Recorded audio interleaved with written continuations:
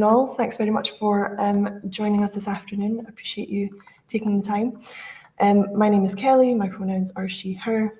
I recently joined CIDA as the Knowledge Exchange Officer, so you'll be seeing a lot more of me on events like this that we run for the global sustainable development sector. Just some housekeeping notes to get us started.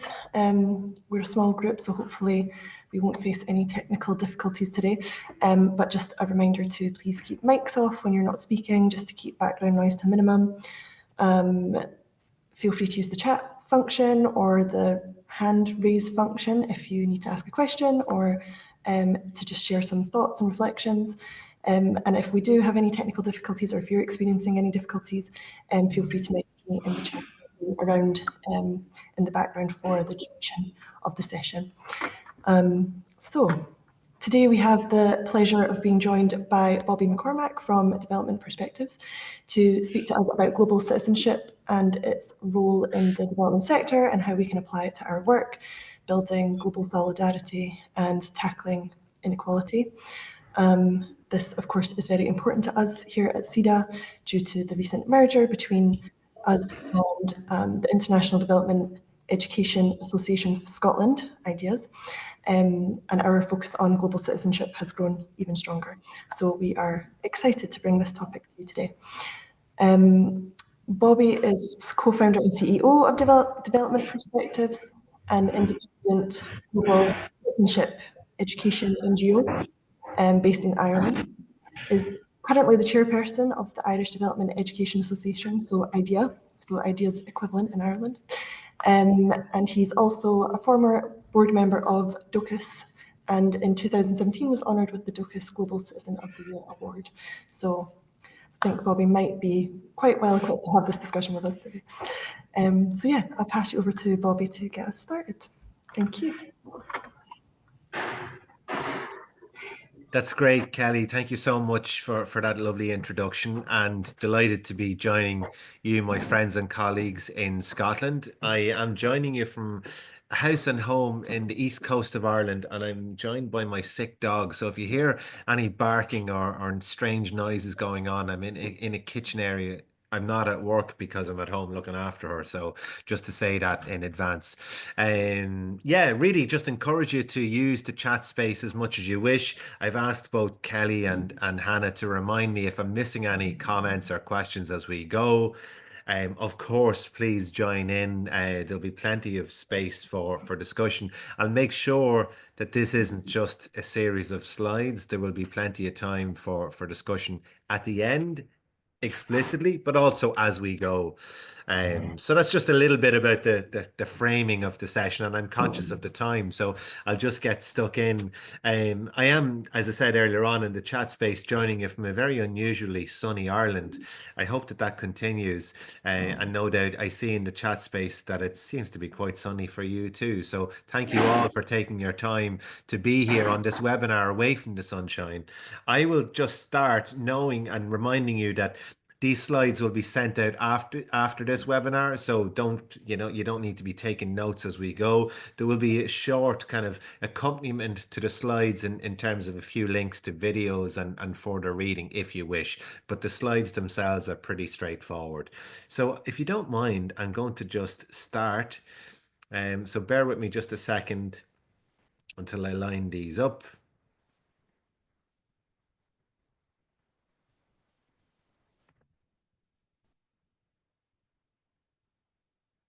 Okay, so you're in the right space if what you see on screen is what was promised when you signed up to the webinar.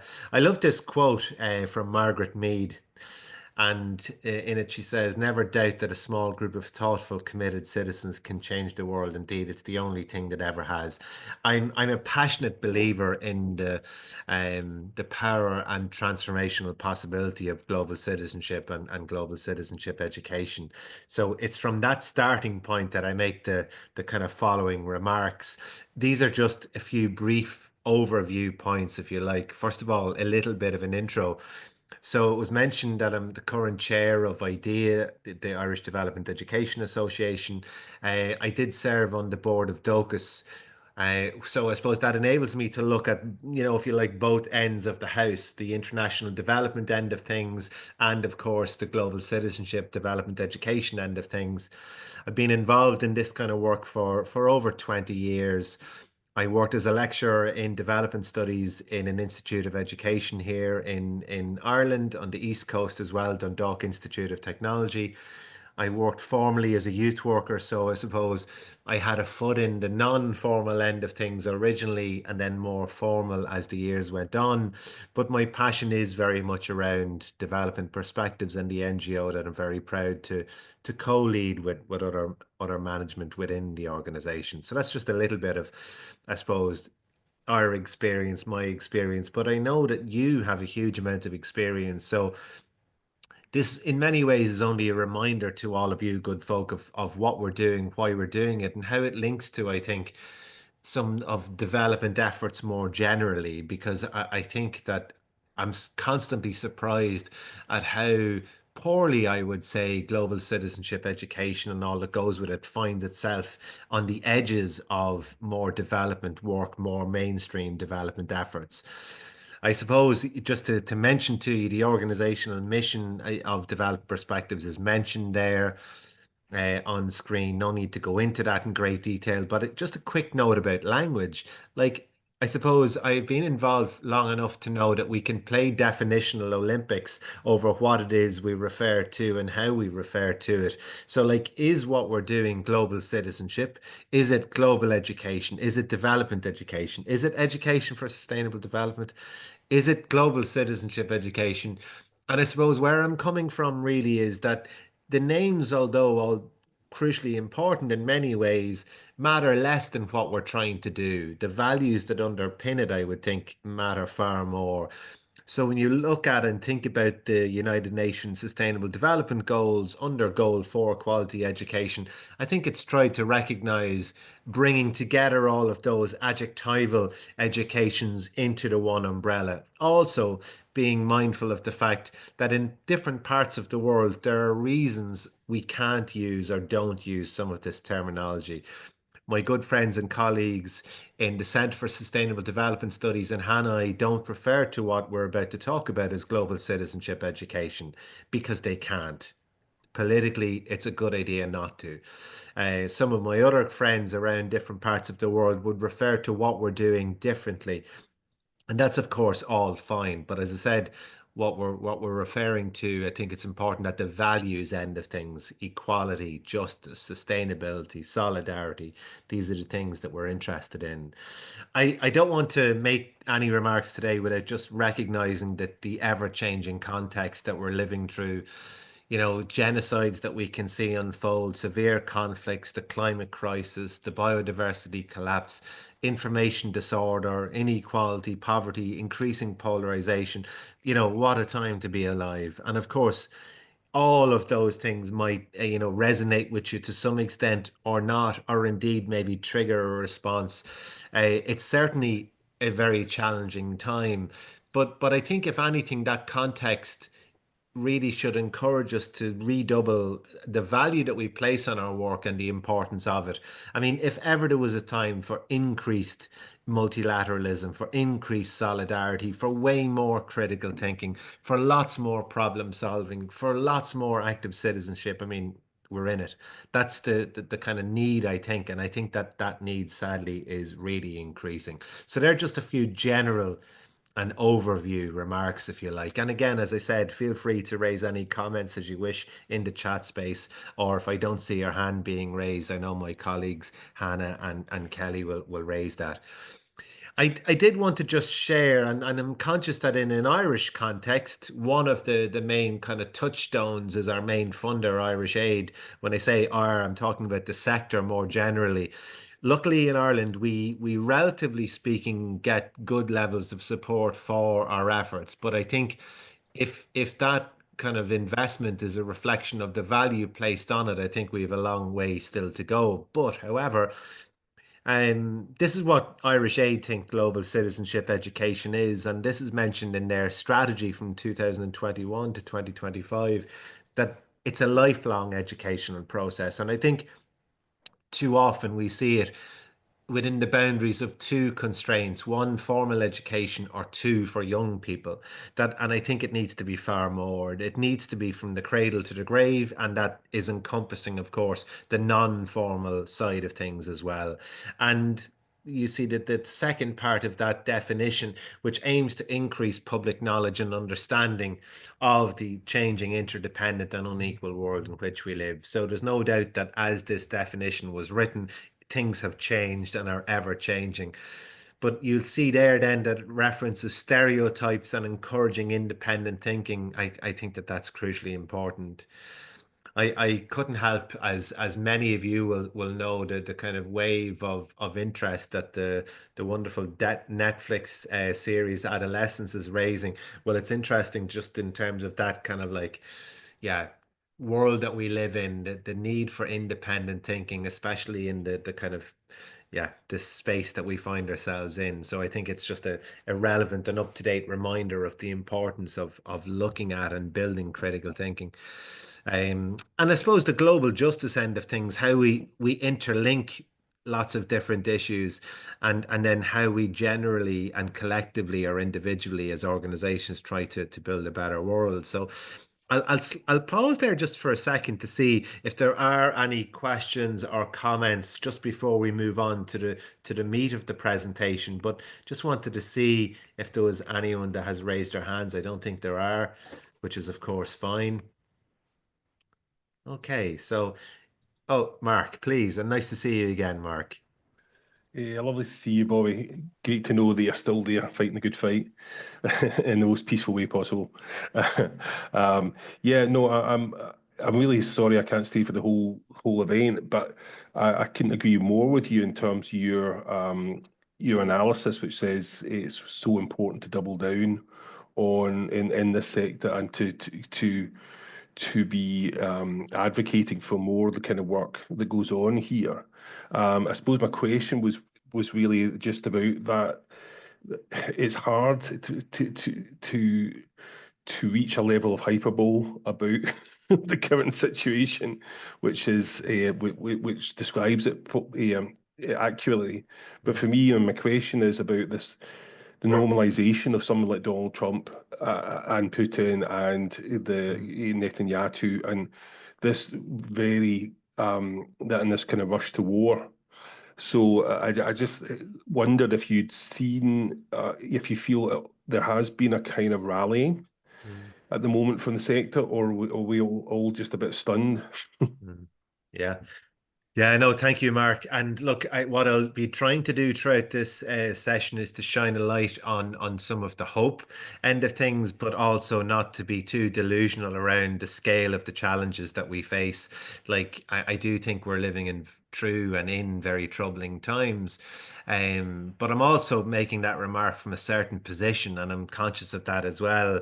So I'll try to do both. I'll try to kind of reflect some of the difficulties as I see them, and also some of the real possibilities. And I honestly do think this, that as a sector more generally, whether that's Ireland, Scotland, and every other part of the world that's engaging with global citizenship education, I think we offer a rich tool for really trying to deal with many of these challenges. But maybe we're not doing such a great job at convincing others that we have such a rich possibility of dealing with it. Of course, not to say we're not, I don't think for a second we're offering a magic silver bullet that will be a cure-all. Not at all. I think the challenges are too big and too severe, but I think we can make a genuinely really big contribution. So, but more on that in a few minutes for sure. I was lucky, just to say, just a quick note, I was lucky last week to spend a little bit of time with the UN Special Rapporteur, um, Francesca Albanese in Ireland. She was doing a series of lectures around Ireland, and I know has had been to other countries in the lead up to that. But I think some of her remarks kind of live with me still this week around the hope end of things. So more on that soon. And this, of course, is just a quick reminder, and this is nothing new to anyone here. But like when we talk about development education, global citizenship education, we are talking about some of the roots of Freire and lots of others. I mean, I could put bell hooks here, I could put lots of other really important contributors to this sector. But like I think again, it's no harm just to go back to some of the roots, and I'm not going through all of this, but like culture of silence, I think, like even with our media, and I say that more generally, not just in Irish media, but like I think that, you know, when you look at the media, the co-opting of media into many of the problems that we face, I think we can go back to Ferreri's work and say, yeah, we need to really kind of like challenge power in a way that maybe we need to go back to our roots on. And that conscientization, when you think of how the phrase woke is used now, and you think of like how that could be used in different contexts, trying to conscientize is at the core of what we're trying to do. And that this is just a reminder, as I say, of that, like education doesn't in and of itself necessarily change the world, but it touches people in a way that hopefully then it changes people who change the world, if you like. So education is a way of reaching people. And I think when done well, which no doubt you are doing, many of you, then it's a real lever to who knows what into the future. So that's of course a key contributor, Paolo Freire. And you know, when we look at all of those different types of educations, I think when we boil it down, I know in the political class in Ireland and the political system in Ireland, they're sometimes a little bit afraid, or maybe not afraid is the wrong phrase, but they're very skeptical maybe collectively of our work. But when we talk to them along these terms, I think they become you know, realizing actually it's not from even though we're heavily political, we're not political in a party sense, and that like, you know, what kind of like political party doesn't want critical thinking? And of course, I know that actually there are many that probably don't, but like critical thinking arguably is in everyone's interest. And, you know, when we think about problem solving, again, you know, what's wrong with problem solving? And I know, of course, there are increasing voices that will say, well, problem solving to do what? But I think it's really important to boil down what it is we're doing into the different pillars to get people to kind of understand that what we're doing, I think, is really valuable. It could be to many more local issues. And this is one of the things that I think we could do maybe better to show value of what we're doing at a local and regional level as well. And absolutely the connection to the international and global needs to be there. But that systems thinking approach, which I'm going to talk more about in a few moments, and that active citizenship, encouraging people, if you like, to see themselves as active parts of communities at home, wherever they believe home is, whatever way they define that, that's for themselves. And then to transfer that to see that they're part of multiple communities simultaneously, that it's not just about spatial communities anymore, of course, the online world, and people can have reference points and connections to multiple communities. And that I think is crucially important. And of course, if we apply critical thinking, we could apply it to a whole range of things, everything from poverty, inequality, climate, and so on and so forth. But even around things like housing, I'm conscious that in Ireland, housing is a massive issue.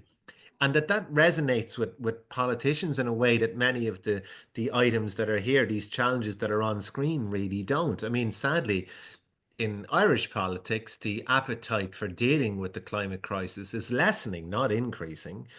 That's due in part to all sorts of things, but I think when it comes to housing, their appetite for dealing with housing has increased remarkably. And one of the things that I think is in our interest collectively is around this information disorder.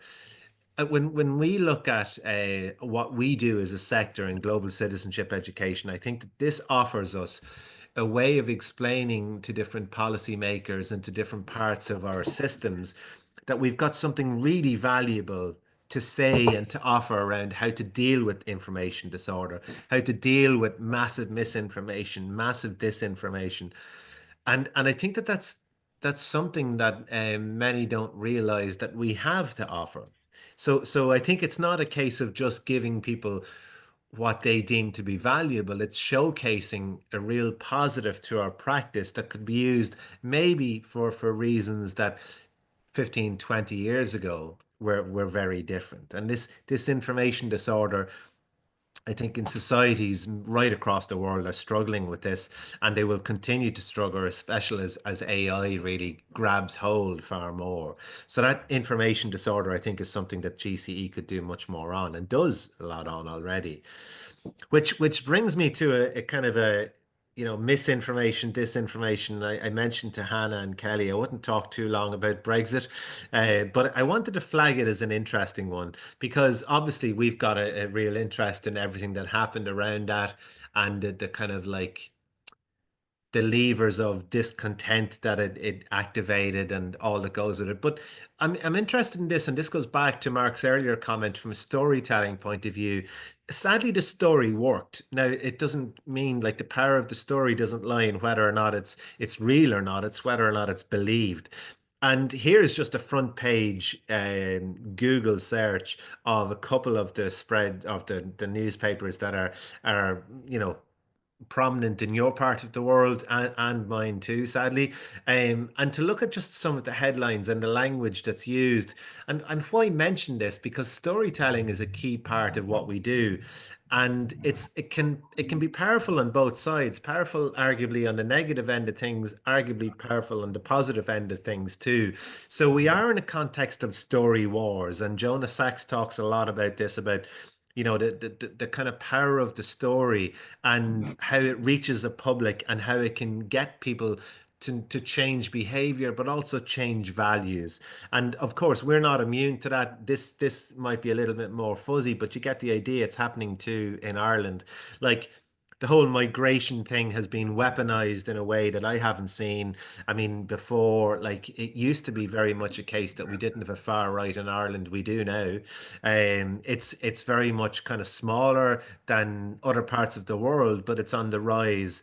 And it's on the rise quite fast. And that's really sad, I think. But of course, how that happens, it shouldn't be any surprise. The media has played a big role in this. And arguably, that misinformation, disinformation, and most of it's disinformation because it's purposeful. It's not by accident, by chance. It's a very purposeful trend. So I think, to go back to the question earlier on, I think we need to be collectively far better at the story side of things as a sector. So that's just a little bit of a comment on that around the critical thinking. We move on to the problem solving. I mean, the climate crisis springs to mind as something that we need to be, getting to terms with. And on the right hand side, you'll see just a couple of key things for us to be aware of around that communications leadership, that task process. This is taken from the work of Stephen Brookfield around how to deal with problems in global citizenship education. But one of the key things that I'd like to just raise is that the kind of the focus of global citizenship education on the root causes. I didn't just use the tree on the left because of its resonance with the climate end of things. It's also around about using a problem tree analysis of our work. Why? Because I think that too often we're very much focused on the symptoms, the upper level, what we see of a problem, without addressing the roots. And I think that GCE does a much better job of that. And I'm simplifying massively and generalizing, I know, but I think the international development sector sometimes focuses too much on the symptoms and the effects. And I think we need far more on the root causes. That would be something I would feel kind of quite strongly about. But of course, people can take different views. And it doesn't mean, by the way, that we need to have a lessened humanitarian approach to our work. But what I do think it means is that we need to increase our attention on the roots, because if we ignore the roots for too long, irrespective of what we do on the humanitarian end of things, the problems are just going to re-emerge and re-emerge and re-emerge without tackling, where's this coming from? So that's, I think, an important one. I think there's a couple of people, maybe just be careful with your mics if you don't mind. Just a reminder to you to have your mics on mute, just as Kelly had mentioned earlier on. Thank you.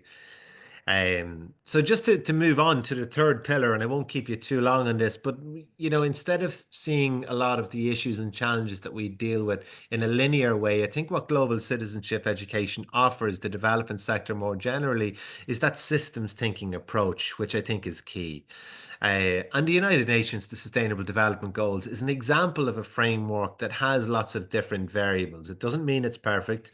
I'd be the first to say that, like, where's conflict? Where's the armed conflict side of things? Where's the war part? Where's the human rights part? It's not perfect, but it's very good. And I think that, I think we need to sometimes be drawn to the light as well. And I think it's a good framework to use within our processes and used within our work, because oftentimes we can have unintended consequences to any of our projects, any of our work. And even at that, this is a good framework to kind of see whether or not we're ignoring different parts of the system. Yeah, so systems thinking, I think, is a crucial part of our efforts. I'm just going to pause there briefly before going on to the last pillar, and I'm going to check the chat space. So bear with me just a second. I'm going to stop sharing there, and I'm just going to go to the chat space just to see what comments were there. Yeah, no worries, Mark. Totally understand. Good to catch up. And yeah, I think there's one or two other people had to leave as well. So no worries with that. We totally understand. I'm going to go to the fourth pillar of GCE, but I wanted to stop sharing purposefully because I'm going to ask for this to be a kind of an interactive exercise. So what I did just in advance of this earlier on was, I have it here beside me, a lovely white balloon, and it says 50 on it. That's a while ago now, but anyway, um, I just wanted to ask for your cooperation. So this is where you might think, geez, what is this strange guy from Ireland about to do to us? It's an online call and he's got a balloon. I absolutely do, because what I'm going to ask you to do is to do an exercise with me that will involve you sitting up straight. So if you can find yourself comfortable on the chair that you're on, if you can put your feet maybe kind of equal distance apart, that they're, you're positioned quite comfortably with somewhat of a straight back. It doesn't matter if you're not and you're maybe in a different position, no worries. Your hands maybe on your thighs, so just kind of a relaxing situation. And what I'm going to do is I'm going to ask you to focus on something. So here we are. I'm in Ireland. Most of you, I think, are in Scotland, or parts of, definitely geographically, no doubt, from all over Scotland. And so there's quite a bit of distance between us, but together we're going to focus on something. We're going to think about something. And I'd like you to concentrate on this white balloon. That's all I need you to do. I need you to concentrate on this white balloon. But I want you to close your eyes for this, because I have a task in mind. And the task is very simple, is that when you have your eyes closed, I want you as a group to focus and imagine, visualize the balloon bursting. Now I'm going to hold it here so people on their cameras can double check. I might ask Hannah just to see if she thinks that I'm cheating or anything. I'm holding the balloon in my right hand, and I'm going to ask you to close your eyes and to focus and concentrate and think about the balloon bursting.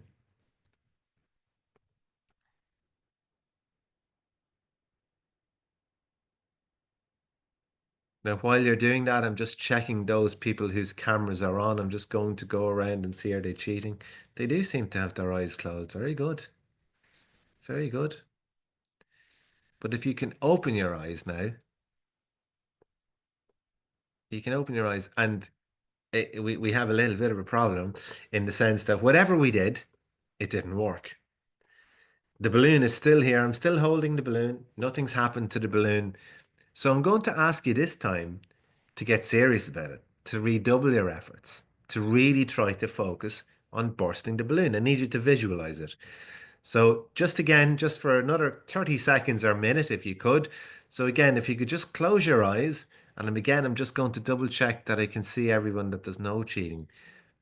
So really try to focus on the balloon bursting.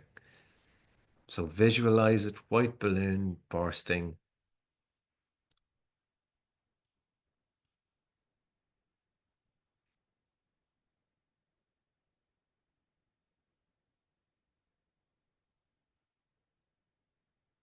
Okay. Okay, so you can have a little look. So feel free to open your eyes, and I'm just going to hold it over there like so. Once again, whatever you did, it just didn't work. Now, I want to ask you quite honestly, why do you think it didn't work? And feel free to unmute yourself and just shout at me if you need to, if you're frustrated by this activity.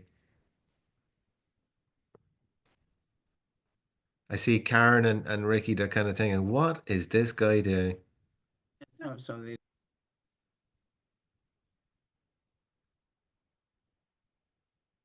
You're on mute there, Karen. Sorry. Yes, of course it didn't work, we say. Oh, of course it didn't work. Yeah, well, it didn't. There was no action to prick the balloon. Yeah, Kingsley, you're dead right. And of course, this is so bloody obvious. And I'm purposely doing this because we do this with groups all the time. I mean, thinking about a problem in and of itself on its own is great, but not enough. Like if we're serious in global citizenship education about dealing with poverty or inequality, there is an action component. And sometimes that action component gets left out.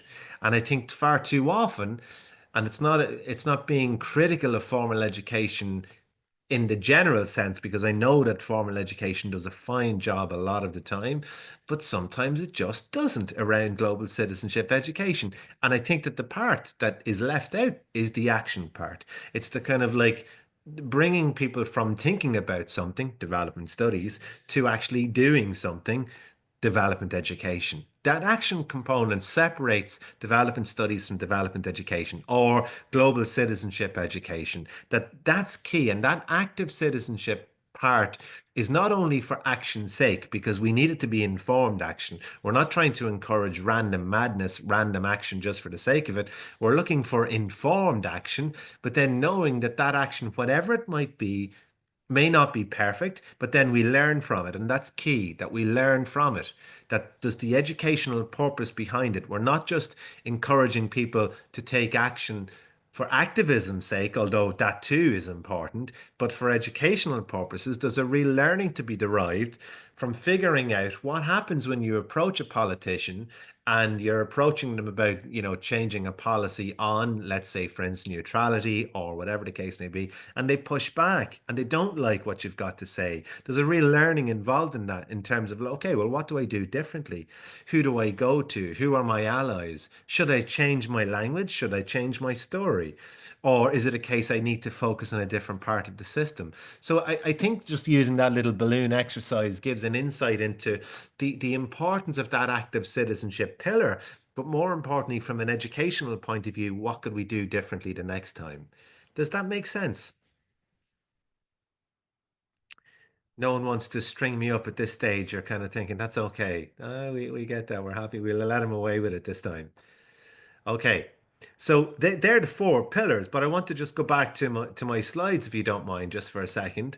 And again, feel free, if anyone wishes to jump in, just feel free to unmute yourself and fire away.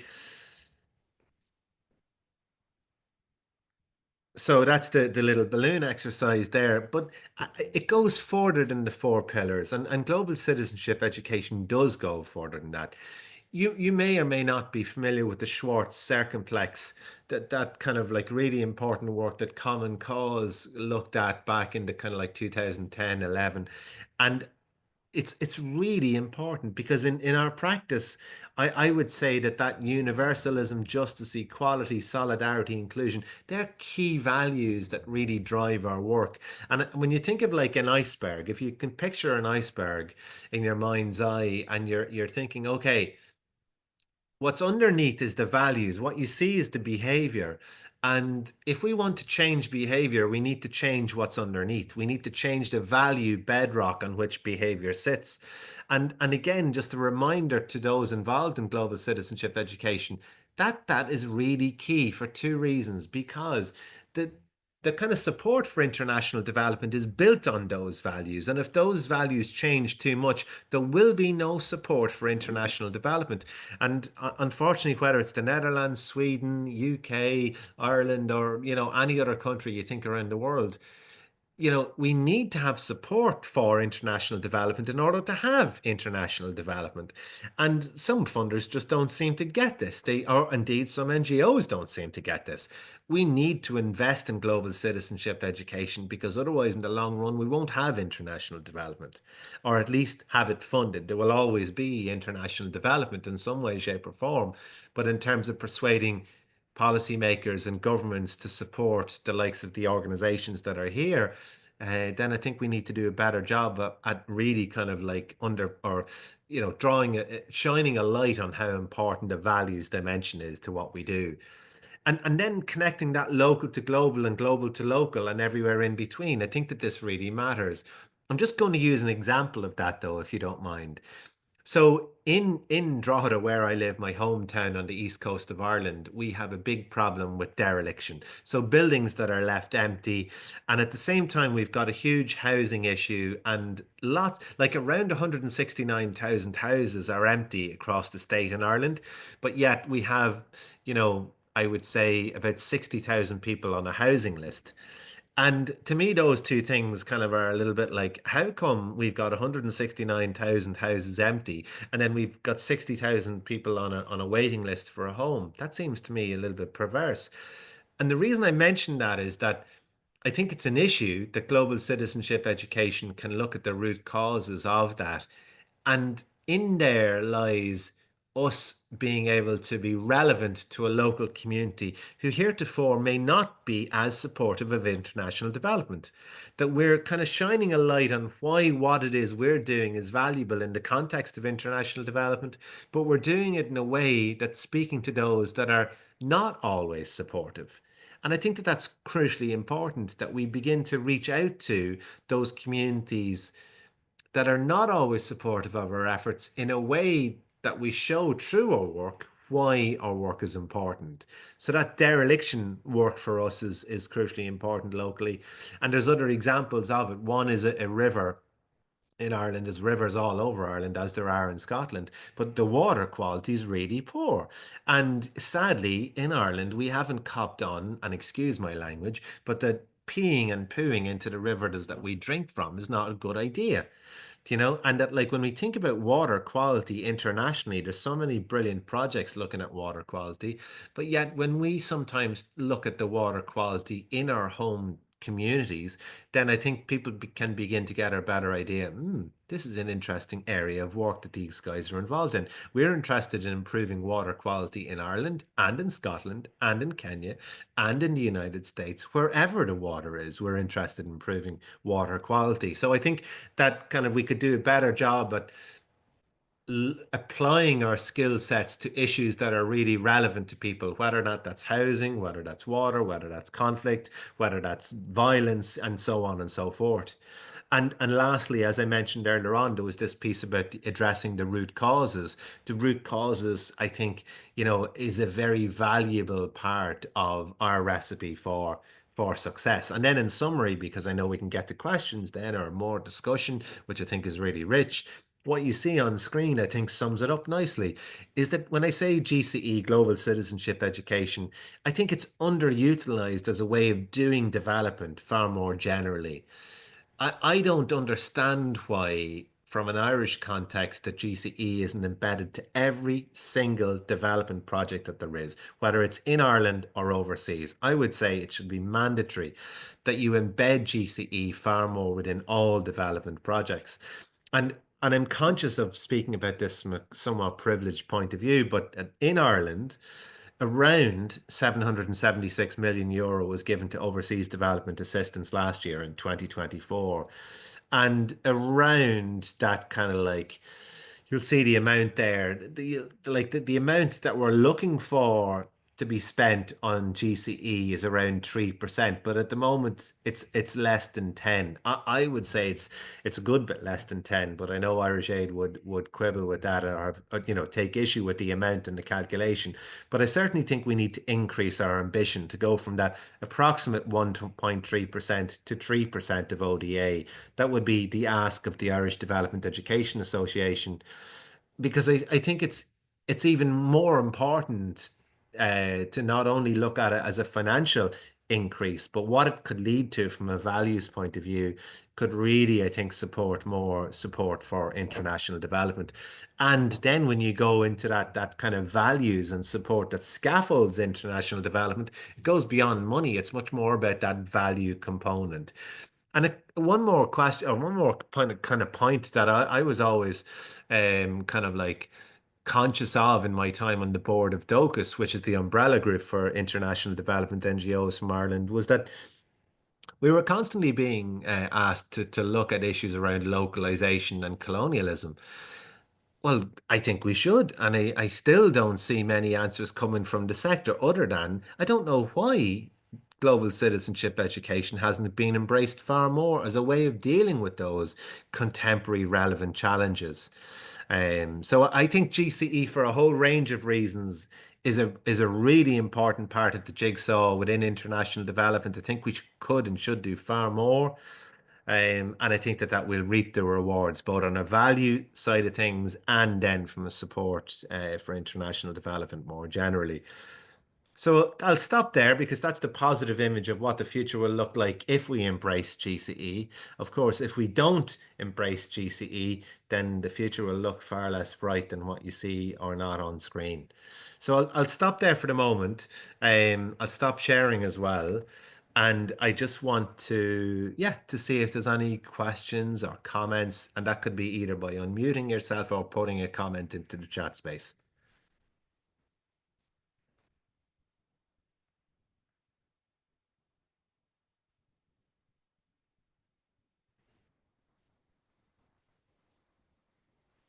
I just see your comment there, Emmett, so thank you for that, in relation to focusing on the root causes, indeed. Yeah. Can I just sort of talk to that a little bit, actually? Yeah, please do. Yeah. Yeah, I just wondered what, this is a constant. So I'm chair of a sort of small grassroots charity, Stecker Skills, that works in partnership with people in Malawi. And I'm just trying to address with people. We sell things that artisans make in Malawi as a way of funding vocational skills training.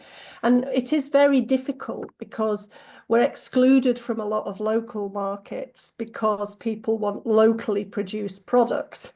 But of course, in a country like Malawi, particularly with the impact of aid cuts, there just isn't a market for people to buy things. So trying to explain that story, trying to create that story in a way that doesn't rile up other people, I think it's tricky. And which root causes do you actually go for? I've stood in front of Rotary clubs and they'll say, why is Malawi so poor then? You can talk a little bit about corruption. You can talk about clearly the impact of climate change, but I'm not sure that people really get that, or, colonialism. And I don't know. I just wondered what you and others think are the sort of structural causes that you can focus on.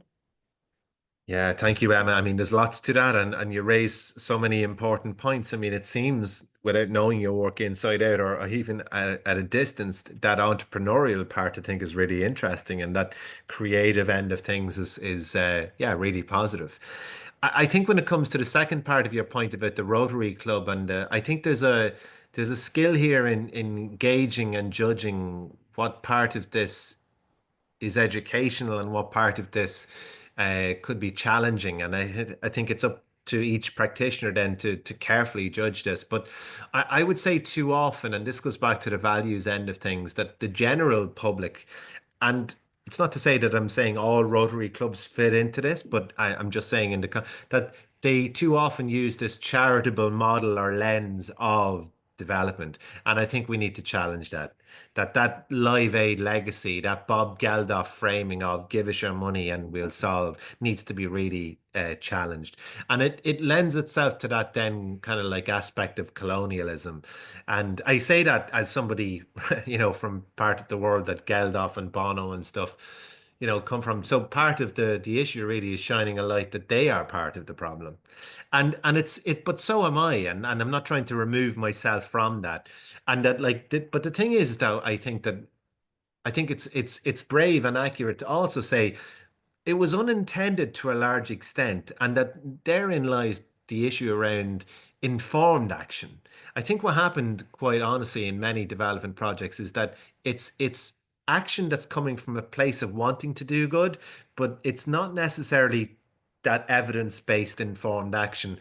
And but I think we all need to be careful that we don't want analysis to be the paralysis of action. You know, that we need to have analysis and we need to get it to a particular point that we still are encouraging action while thinking it through. So I think there's a real delicate balance in there, and that's why I think that GCE sometimes is viewed as a thorn in the shoe of international development, because we're constantly raising these points that, like, the sector is going, oh, here we go again. I mean, these guys are just raising, challenges for us all the time.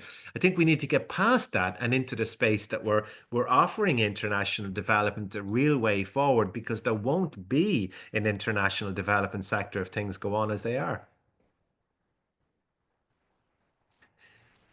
I see David as well. Yeah, it's a great point, David, around colonialism and climate. And then this goes back to the root cause end of things. I mean, when we think of climate, we have to look at our own role in my part of the world, your part of the world, the global north, call it what you will. It's really important that, like, in terms of carbon emissions, that's where the root causes are, and who's guilty of that? Hands up. I mean, I think we really do need to, and that climate justice lens is really important, because then we can really look at, like, when I'm working with colleagues in Liberia, I mean, the carbon emissions that they're responsible for as opposed to the carbon emissions that I'm responsible for, they don't even compare. Yet at the same time, who's suffering from the climate crisis more? Arguably, it's reversed, and that too is an injustice, I think. But at least we have the language to look at that, and the bravery and the courage to understand that this is an issue and that this needs to be looked at. So I would absolutely agree that colonialism needs to be brought into a lot of these discussions, and that's why I think the GCE offers a way that international development heretofore has struggled with. Has really struggled with this kind of, like, how to work with local communities. I see Katie's point as well. And so feel free, there's lots of really great points being raised here. It's not I'm coming up with answers, but more if there's any other comments that you have.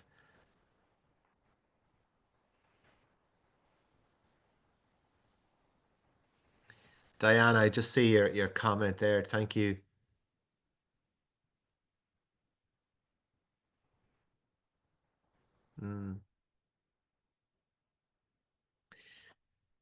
If there's anything, Diana, you wish to raise about that? Hello. No, I'm just really aware of how the UK followed so quickly after the US had cut their budgets for international development and completely slashed them. And it feels like something that we're not really talking about in Scottish education or as part of global citizenship. And just as you're talking about the importance of global citizenship and education in order for international development to even exist, I just hadn't reflected on it in that way, and I'm wondering where that could sit in our curriculum and our support for schools. Yeah, and I think as well, was it Jamie that mentioned in the chat space, the reliance on the funding end of things sometimes hamstrings us a little bit in terms of how we do our work and how it's funded, and also where we do it. Because I would agree that, like, it needs to be part of what we're doing. But just to throw another little dimension into this, and this is, again, I know, a little bit contentious, but I think formal education as well is part of that which has scaffolded this current logic and this current kind of way of thinking about things. So I'm not saying that education in the formal sense isn't good. It's hugely important as an investment, an area of investment. But I think a lot of what we've done up till now, yeah, I think we need to do a better job, at doing that, and being a bit more, I think, honest and brave around what it is we say. And look, from a distance, I like some of the decisions Keir Starmer has made. I'm kind of thinking, like, did somebody kind of kidnap him and just, put an alien in his place? Because for him to even think of himself as a human rights anything, lawyer or otherwise. I just think it's so incongruent with his behavior. But that's a criticism from afar. I don't know what you guys think, but certainly the world is darkening around things like arming up. That's a European thing, and I know that Keir is very eager to look at. And I saw one of the British ambassadors talk about that development is not the way forward, that deterrence is. And I just think, how sad is that? Like, evidentially, it is wrong. And this is where I think we need to go back to pointing out evidence and challenge mis and disinformation. I showed you the Sun and Daily Mail photographs earlier on. We may as well, sadly, and I say this about Irish politics as well, sadly, many politicians are just involved in propaganda. And it's not evidence-based. And as I say that as a former lecturer in development studies, I was listening to one of our ministers in an Irish context yesterday. Like, I wanted to just throw the TV out because it was just simply ill-informed nonsense. But it's on TV and people think it's real. It's just not good enough. But hence GCE, I think, and DevEd offers a way and a lens and a space to challenge it. That's a great link there, David. Thank you for that. And please, yeah, someone's raised a hand. Let me browse the screens to see who's raised their hand. Maybe no one did. I got a notification to say someone raised their hand. Apologies if I'd missed it. Maya there, with the background, the colourful background. Please go for it. I should really not call myself Akam. I should call myself Maya. Bobby, that was amazing. That was really, really great. It was just great to listen to. There's a lot of information, a lot of stuff to unpack. I really liked, I know how you broke it down around the global to local and local to global. But I also had to bring in the perspective of local to local. And that is from a rural perspective. I'm based up in the Highlands in Inverness, and I always say this, I think that we are, I'd say maybe 30 years behind the Central Belt with regards to anything that's happening. Everything seems to happen in the Central Belt, and then the rural areas just scramble for a little bit of resources, information support, and everything else. What we are finding up in the Highlands is that, especially, I'm going to say in the last year, if anyone had asked me if I'd seen a Black or brown person, I'd have been able to say how many I'd seen. In the last year, I can't tell you, because I'm noticing a lot more Black and brown people coming out to the Highlands. So it's amazing. It's getting really, really diverse. However, with that rich diversity and the culture and the tradition and the heritage that it brings, it also poses a lot of challenges, especially for people who have never left the Highlands, people who rely on Google and the BBC to be their source of information and basic books. And the books that they have got do not represent Black and brown people.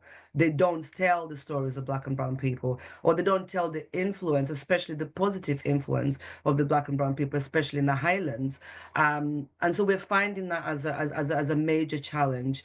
And although we have worked with a couple of organizations to bring resources to be able to support educators, I'm also very conscious that especially as a small organization, Akamha, I don't get paid for my job. I've left my job so I can focus on this, because I can see the need for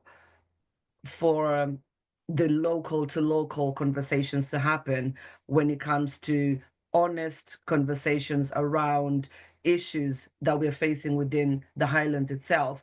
What does refugee mean? What does asylum seeker mean? What does a migrant mean? A lot of people who talk about those people and the ones who came on the boats and the ones who have come to take our resources, don't also look at those people, at the ones who are working in care homes, at the ones who are going to be operating on you, at the ones who are cleaning the roads. They're not looking at that side of they're the people who are helping the economy.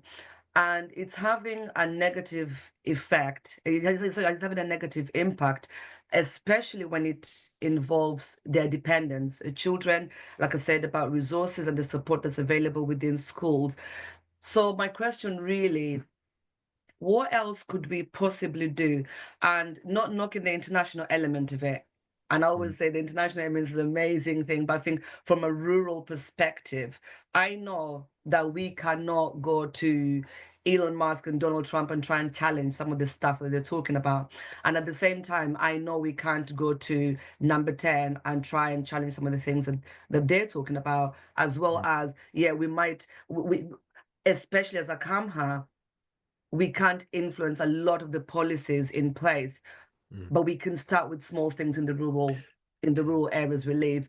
Sure. What kind of angle would you suggest that we take, and especially when it comes to partnerships and collaborations? Yeah, no, thank you. I mean, first of all, it seems that you're doing amazing work, and I see a couple of mentions in the chat space around the quality of that work. So well done, you and your colleagues and whoever you work with. But can I just say that you are challenging Trump, and you are challenging those bigger issues, those bigger policies, and that's why I mentioned systems thinking in the presentation. That when we look at systems thinking and how complex systems work, actually, that's how change happens at a local level, and as you rightly point out, local to local, that person to person, community to community, that does actually change. And arguably, that's why Margaret Mead's kind of comment, I think, arguably it's the only thing that has ever changed. When I was talking to Francesca Albanese last week around kind of like everything that's going on in Palestine, she was making this exact point, that that's exactly what's needed more of, that we need to be kind of like triggering the values, strengthening the values in whatever way, shape, or form we can at a local level, because that contributes to that kind of systems thinking approach to how change comes about. And that's at the very core, the kind of theory of change within international development, or at least should be, and within the kind of context of global citizenship education. So I think that local to local, and then connecting it is where investment needs to go. And this is something just to say as well, when you mentioned about like working voluntary, correct me if I'm wrong, Maya, that I think as a sector, we need to get better at explaining to our funders, we don't cost the sector anything. It's not an expenditure item. What we're doing is offering a place for investment, and arguably the best type of investment you can make as a government. That we're investing in lots of things that matter for the social good in a general sense, and that framing it as that it needs to be looked at, that it's very much up to those that advocate and lobby and campaign on our behalves to change the framing of the debate. GCE is not an expenditure item. Education is not an expense. It's an investment. And that I think really matters in the long run, that like governments get to see what we're doing as something that will return far more to them rather than something that's going to cost them. That's a very narrow financial view. And actually it's a misplaced view because it's a microeconomic perspective, but we're dealing with macro. So even economists would pick them up on it. So yeah. I'm conscious of time, and I know that both Hannah and Kelly kind of promised the hour, and I don't want to take up too much of your time. But what I will do is hand back to Kelly and Hannah. But in the meantime, just to say thank you to all of you for your time. I will share the slides with Kelly and Hannah. They'll go out to you, and there will be one or two links then to one or two videos. And I hope our paths cross at some stage in the future in real time. So many thanks from me to you and all of the good work that you're involved with. Back to Kelly and Hannah. Thanks, Bobby. Thanks so much for that. What a great discussion. Thank you to all of you for attending and for participating as well. It's so important, especially from a knowledge exchange perspective, for us to have these discussions and share reflections. Hopefully there's a lot for us to take away with us today to think about and reflect on for our roles and how we move forward with global citizenship. I'm going to share a couple of links in the chat. I'm conscious of time, so if folks need to go, but I'll send an email later with all the information that you'll need. But yeah, if you're more interested in getting involved in more of our global citizenship work, my colleague Hannah leads on that. She's on the call. I'll pop her email address in the chat so you can reach out to her directly. I'll also give you a couple of links that are on our website about resources and joining our community. And I'll also just pop a little link for an evaluation form. So if you have time to fill out, it would be really helpful for us to know how you found the session. Otherwise, look out for an email from me in your inbox with other links and resources. And yeah, have a great day, everyone. Thanks again. Thanks so much, Bobby. Thanks, Kelly. Thanks, everyone. Well done. No worries. Take care all. Cheers.